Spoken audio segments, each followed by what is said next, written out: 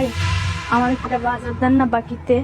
আপা, আপনার কাছ থেকে তো আগেরও বাকি টাকা পাই, আর গেছে মাসও আপনি যে রেটে টাকা দিবেন কইছেন ওই রেটে টাকা দিতে পারেন নাই। টাকা দিচ্ছেন আরো 10 দিন পর।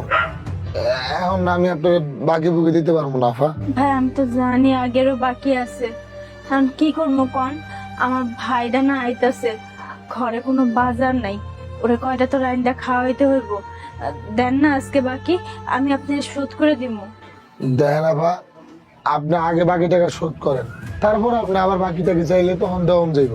আমার দোকানটাও তো চালান লাগে, আমার তো দোকানে মালটা উঠাইতে হইব নাকি? আমি কোনো বাকি টাকা দিতে পারবো না আপা। ভাই বিশেষ করেন ভাই, সত্যি আমি খুব কষ্টে আছি।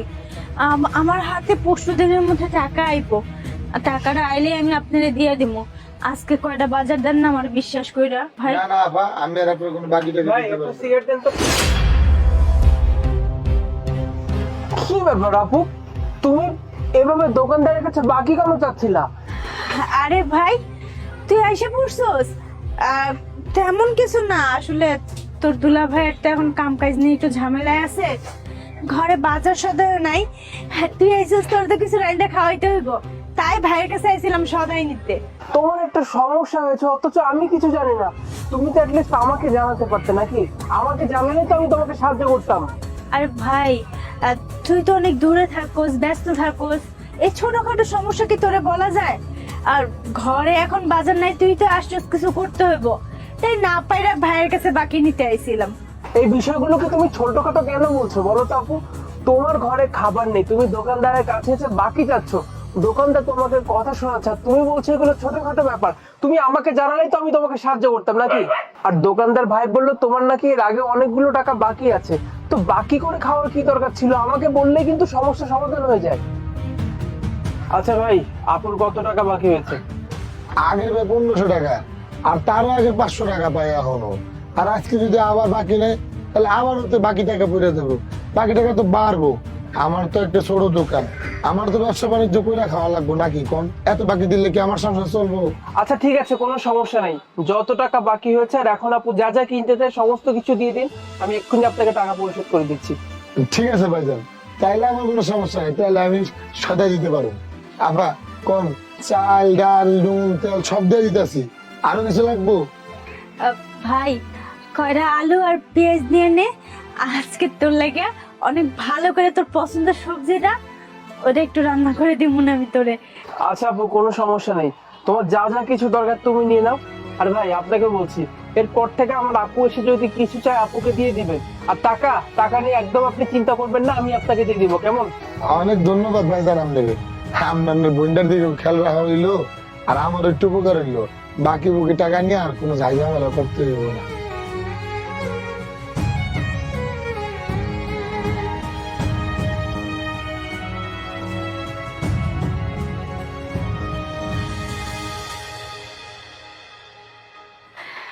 ভাই কি বলে যে তোর আজকে ধন্যবাদ দিমু, তুই না থাকলে আজকে যে কি হইতো আমার। আচ্ছা আপু, তুমি এভাবে কেন কথা বলছো বলো তো? আমি তো তোমার ছোট ভাই, তাই না? ছোটবেলায় তুমি আমাকে কত আদর করতে, কত দেখাশোনা করতে, আর আমি ভাই হয়ে যদি বোনের বিপদে পাশে না দাঁড়াতে পারি, তাহলে কেমন ভাই হলাম আমি? সত্যি কি করে যে তোর ধন্যবাদ দিব আমি জানি না। গত 2 মাস ধরে তোর দুলা ভাই কোনো কাজ নাই, বাচ্চা কাচ্চা সবকিছু নিয়ে কিভাবে যে চলতেছি কোনো কিছু বুঝে উঠতে পারতেছি না। তুমি বিপদে পড়েছো, আমি তোমাকে সাহায্য করব না, এটা কখনো হতে পারে? আচ্ছা বাদ দাও এসব কথা, তোমার জামাই কোথায়? তোর ভাইয়া তো ওই যে কাজের খোঁজে গেছে, এরকমই তো চলতেছে, এইভাবে করে কাজ করে যে 2 টাকা পায় সেটা দিয়ে সংসার চালাইতেছে। কিন্তু এভাবে চলতে থাকলে তো অনেক বড় বিপদের সম্মুখীন হতে হবে তোমাকে ভবিষ্যতে।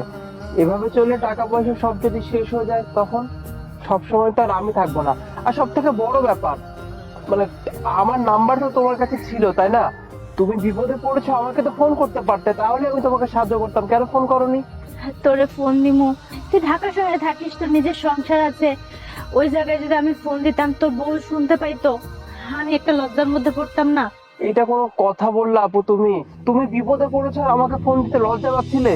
আমি যদি জানতাম যে আমার বোন বিপদে পড়েছে, আমি তো নগদে চলে আসতাম তোমার কাছে, কারণ তোমাকে সাহায্য করতে পারলে আমারও বেশ ভালো লাগতো। শোনো, এরপর থেকে যখনই বিপদে পড়বে আমার কথা মনে রাখবে, কেমন? এই নাও, এগুলো ধরো আর ভেতরে চলো। চল তো এখানে বস ভাই, আমি তোর জন্য এক গ্লাস পানি নিয়ে আসি। এক কাপ চা বানাই দিব। ঠিক আছে, যাও চা বানাও, আর বাসায় যা আছে ভালো মন্দ রান্না করো, আজকে দুজন মিলে আরামে খাবো। যাও। বেশি কিছু তো নাই, আমি সবজি আর আলু ভর্তা করতেছি। তোরে দেখার পর তো অনেক কিছু করতে মন চাইতেছে, কিন্তু কি করবো, হাতে তো টাকাও নাই, বাড়ি ভাড়াও এখনো দিতে পারিনি। ঠিক আছে আপু, আমাকে তোমার যা খাওয়ানোর সামর্থ্য আছে তুমি আমাকে সেটাই খাওয়াবে, একদম চিন্তা করবে না। আর দাঁড়াও, তুমি যেহেতু বললে ভাড়া নেই, এরকম এই মাসের ভাড়াটাও আমি দিয়ে দিচ্ছি, আর পরের মাস থেকে একদম চিন্তা করবে না, আমাকে বলবে, কেমন? যাও।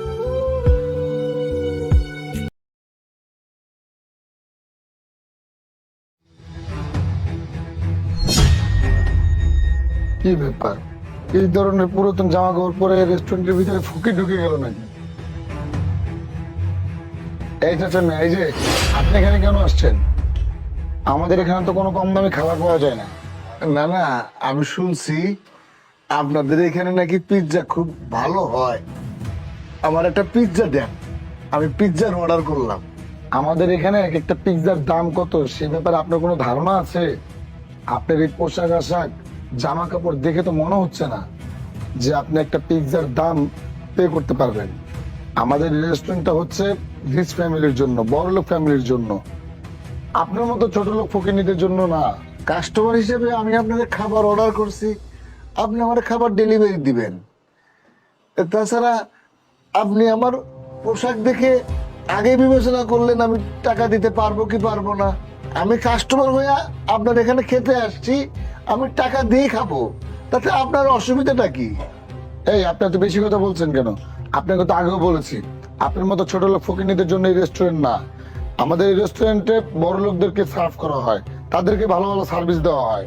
আপনার মতো ছোট লোকদেরকে কোনো সার্ভিস দেওয়া হবে না, কোনো খাবার পাবেন না। আর তার থেকে বড় কথা, যদি আমি আপনাকে এখানে বসতে দেই, এখানে আপনাকে খাবার দেই, তাহলে অন্য কোনো কাস্টমার দেখলে আমাদের রেস্টুরেন্টের রেপুটেশন নষ্ট হবে, ইমেজ নষ্ট হবে, আর আমার বস দেখলে আমার চাকরিটা চলে যেতে পারে। সো আপনি আসুন। আমি খাবার অর্ডার দিয়েছি এবং খাবার শেষে বিল দেব। আপনারা শুধু আমার এই পোশাক ভালো না দেখে এই জন্য বের করে দেবেন? দেখুন, আপনাকে যা বলার আমি বলে দিয়েছি, আবারও বলছি, এখানে আশেপাশে যারা কাস্টমার আসছে বা আসবে, তারা যদি আপনার মতো এরকম গরিব একজনকে এখানে বসতে দেখে, তাহলে অনেক বড় একটা প্রবলেম হয়ে যাবে। সো আপনার কথা বাড়াবেন না, আপনি এখান থেকে আসুন। কি ব্যাপার, আপনাকে যেতে বললাম না, যান। আরে বাবা, তুমি এখানে? আরে আমাকে জানালেই তো পারতে, আমি তোমাকে নেওয়ার জন্য আসতাম, না জানি হঠাৎ করে তুমি এখানে যে। স্যার, আপনি ওনাকে বাবা বলছেন, তার মানে উনি আপনার বাবা? স্যার, আমাকে আগে উনি আপনার... বুঝতে পেরেছি। তুমি যদি আগে জানতে যে উনি আমার বাবা, তাহলে তুমি তার সঙ্গে এমন একটা ব্যবহার করতে না, তাই তো? আর এখন তুমি যখন জানছো যে উনি আমার বাবা, এখন তুমি তোমার ভুলের জন্য আমার কাছে প্রায়শ্চিত্ত চাইছো, তাই তো? তার মানে তুমি কি এগুলোই করো? মানুষজনকে, আই মিন কাস্টমারদেরকে তাদের পোশাক আশাক থেকে বিবেচনা করো নাকি? নাকি তোমার কাছে শুধুমাত্র বড় লোকের সম্মানের যোগ্য, গরিব মানুষের কোনো সম্মান নেই? কোনটা? স্যার, আমি আসলে স্যার আমাদের রেস্টুরেন্টের রেপুটেশনটা ধরে রাখার জন্য এরকম করেছি স্যার। আমার কোনো অন্য কোনো অ্যাটেনশন ছিল না স্যার। আমি তো বুঝতে পারিনি যে স্যার উনি আপনার বাবা। স্যার, আমি যা করেছি রেস্টুরেন্টের ভালোর কথা চিন্তা করে করেছি স্যার। আমি যদি জানতাম যে উনি আপনার বাবা, তাহলে তো আমি কখনই এরকমটা করতাম না স্যার। প্লিজ স্যার, আপনি বোঝার চেষ্টা করুন। তাই চুপ করো, তোমাকে আর একটা কথা বলতে হবে না, বুঝতে পেরেছো? এর আগেও আমার কাছে অগণিতবার তোমার নামে কমপ্লেন এসেছে যে আমার রেস্টুরেন্টে কোনো নিম্নবিত্ত মানুষ যদি খেতে আসে, তাহলে তুমি তাদের সঙ্গে খারাপ ব্যবহার করো। আমার কাছে কোনো প্রমাণ ছিল না বিধায় আমি তোমাকে কিছু বলিনি, কিন্তু আজকে তো তুমি আমার চোখের সামনে ধরা পড়লে, তাই না? তুমি আমার বাবাকে অপমান করে কথা বলেছো। আচ্ছা, উনি যদি আমার বাবা না হতেন, সাধারণ একজন কাস্টমার হতেন, ওনার ড্রেস আপ দেখে তুমি তো ওনার সঙ্গে নিশ্চয়ই এমন ব্যবহারটাই করতেন, তাই না? এগুলো কি তুমি ঠিক করেছো বলো?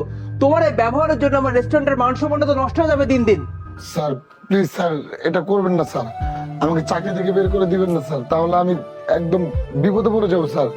আমার ফ্যামিলি নিয়ে আমার খুব সমস্যার ভিতরে কাটাতে হবে স্যার। প্লিজ স্যার, আপনি আমার চাকরিটা নেবেন না স্যার। তোমাকে আমি মাফ করে দিব, হ্যাঁ, ক্ষমা করে দিব তোমাকে? ইম্পসিবল। আমি এমন একটা কাজ কখনোই করতে পারবো না, কারণ আমি যদি তোমাকে মাফ করে দিই তুমি এই সেম ভুলটা আমার অনুপস্থিতিতে আবার করবা, কিন্তু আমি সেটা করতে দেব না।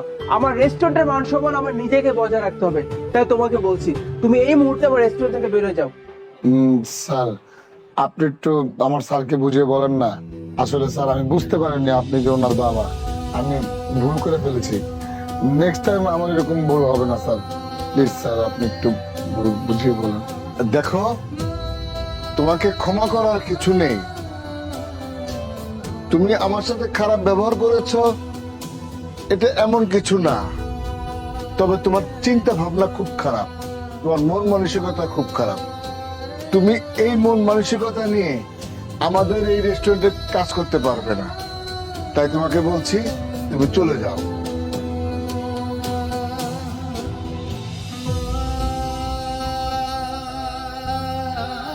বাবা, তুমি প্লিজ ওর কথায় কিছু মনে করো না। আমি বুঝতে পেরেছি ও বোধহয় তোমাকে অনেক অপমান করে কথা বলেছে। আসলে ও মানুষটা না এমন, জানো তো বাবা, সেই জন্য ওকে আমি চাকরি থেকে বের করে দিলাম। আর ও তোমাকে যেসব উল্টাপাল্টা কথা বলে অপমান করেছে বাবা, তার জন্য আমি আন্তরিকভাবে দুঃখিত বাবা, কিছু মনে করো না। আর তাছাড়া তুমি আজকে আমার রেস্টুরেন্টে এসেছো, বেশ ভালোই করেছো বাবা। বাবা, আমি আজকে আসলে এসেছিলাম তুই একটা রেস্টুরেন্ট দিয়েছিস, সেটা কেমন হলো এটা দেখার জন্য। মাশাআল্লাহ, রেস্টুরেন্টটা খুব ভালো হয়েছে। আমি আসার পরে শুরুতেই এমন একটা বেয়াদব ছেলের সাথে আমার দেখা হয়ে গেল। আর ওর মতো এমন বেয়াদব ছেলে যদি আমাদের এই রেস্টুরেন্টে থাকে, তাহলে কাস্টমাররা আমাদের ব্যাড রিভিউ দেবে। যা হয়েছে ভালোই হয়েছে। ঠিক আছে বাবা, তুমি বসো, আমি তোমার জন্য খাবার অর্ডার করছি, কেমন? বসো। ঠিক আছে ঠিক আছে, তুই খাবারের অর্ডার দে। তোর এই রেস্টুরেন্টে যা যা খাবার আছে সেই খাবারগুলো টেস্ট করতে আমি আসছি। ঠিক আছে বাবা, তুমি তাহলে বসো, আমি খাবার নিয়ে আসছি। আচ্ছা ঠিক আছে।